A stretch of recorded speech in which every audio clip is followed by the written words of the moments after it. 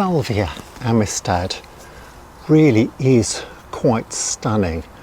I love the form of the salvia bloom, the tall, dark, almost black flower spike with these beautiful violet blooms opening from the base to the tip.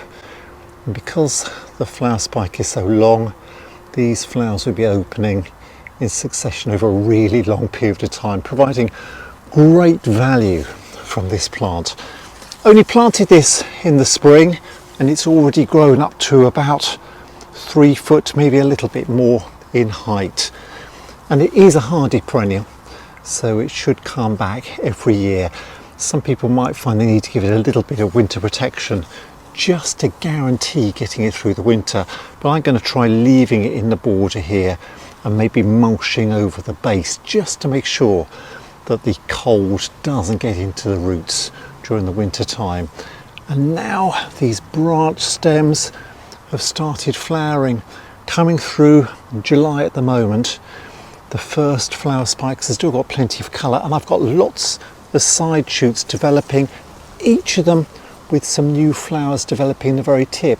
So I'm looking forward to this flower display continuing through July, August, September, right the way through to the end of the year, giving you a long season of flowering interest. And that's the great thing about hardy perennials like this. Because the stems branch out and produce more side shoots, that means that each of those will carry flowers, a bit like fuchsias. You'll have a long flowering season, great value for money, providing colour and interest month after month after month. Lots of stems have come up, each topped with these wonderful heads of salvia flowers. Isn't it beautiful? Really good flowering display. More stems coming along, so a good succession of flowers with tips with extra flowers developing. The older branches have sent out side shoots, and these are carrying more flowers too, so this will keep going well into autumn. So this is a really long flowering perennial. It will start flowering around about June into July and then continue through July, August and September, right the way through to the end of summer, probably into autumn as well. Great flowering display, great addition to your flower borders. Quite a stocky plant as well, so I haven't actually had to give this any support at all.